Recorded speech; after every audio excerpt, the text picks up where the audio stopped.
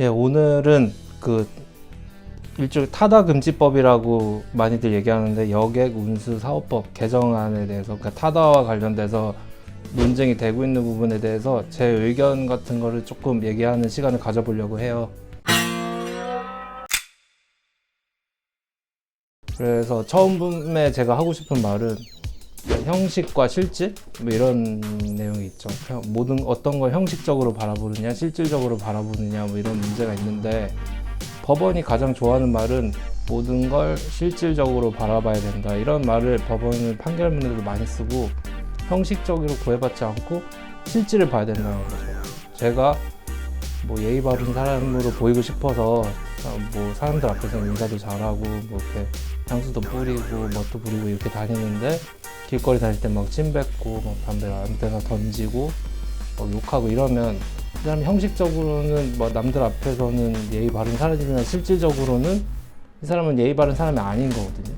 그러니까 그렇게 실질적으로 바라봤을 때는 예의 바르지 않은 사람을 저희가 형식적으로만 이렇게 함몰돼서 예의 바르다 이렇게 얘기할 수는 없거든요. 근데 타다 택시를 보면, 저는 타다를 이용하는 사람들은 이걸 렌트를 해서 뭐 그 렌트카 업체에서 섭외해준 운전자를 섭외해서 내가 렌트카를 타고 간다라고 생각하고 타는 사람은 아무도 없을 거라고 생각해요. 그러니까 타다는 일종의 택시라고 생각하고 있고, 저도 타다를 몇 번 타봤지만 일종의 콜택시라고 생각하고 있거든요.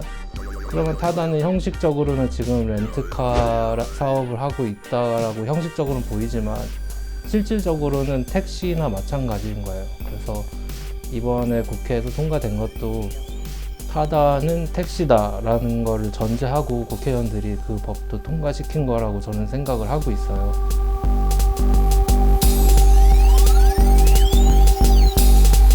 그래서 저는 타다가 실질적으로 택시 사업이나 마찬가지라고 생각하고 있는데, 택시 사업은 원래 예전부터 여객 운수사업법에 적용을 받으면서 운석 허가를 받아야 영위할 수 있는 업종이었어요.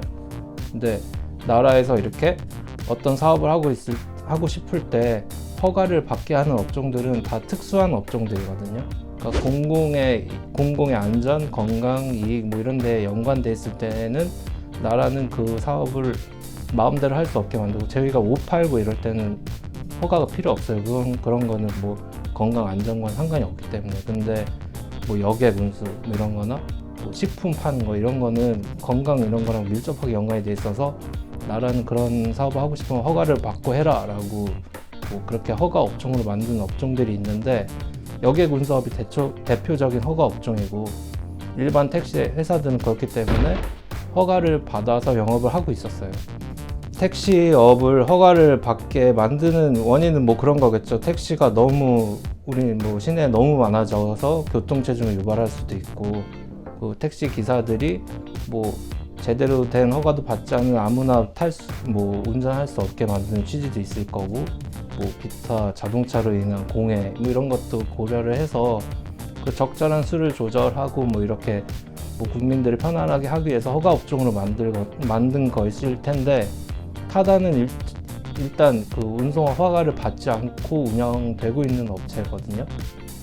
근데 형식은 이건 렌트카인데 11인승, 15인승인가 하는 차량은 뭐 운전자를 알선해 줄 수 있다, 이런 여객 운수법에 그런 조항이 있다는 이유로 그 조항을 이용해서 뭐 렌트카 사업을 영위하고 있다라고 주장하고 있지만, 사실 저는 그런 주장은 좀 너무 형식에 치우친 주장이고, 사실상 택시니까 이거는 기존의 택시 사업을 하고 있었던 택시 업자들이 그러면 뭐하러 복잡한 허가 절차를 거쳐서 많은 비용을 들여서 택시업 허가를 받고 하고 있는 기존 업자들은 도대체 뭐하러 하나.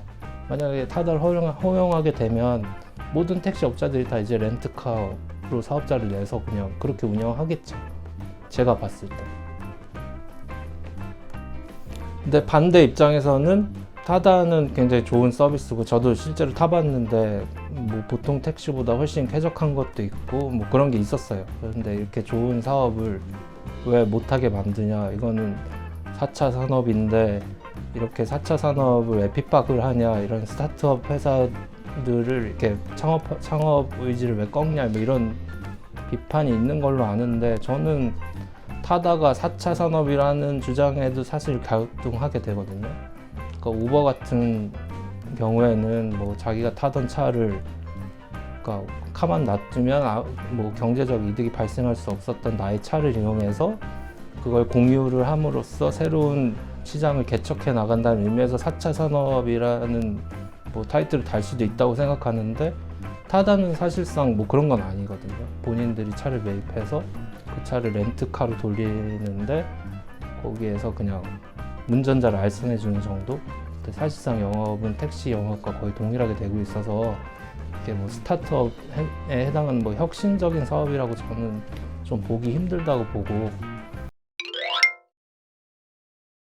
그래서 어떻게 보면 이 타다 논쟁의 시작은 이 여객 자동차 운수 사업법 규정의 모호함이라고 해야겠죠. 그러니까 과연 뭐 렌트카 11, 15인승 승합차는 운전자를 알선해서 영업을 할 수 있다라고 규정이 돼 있는데, 그걸 이용해서 택시 사업처럼 할 수 있는지 없는지 여부는 굉장히 불분명했기 때문에 그걸 이용해서 타다는 영업을 시작한 건데, 저는 아까 말씀드렸듯이 형식적으로 판단되면 안 되고 실질을 봐야 된다 이렇게 생각해요.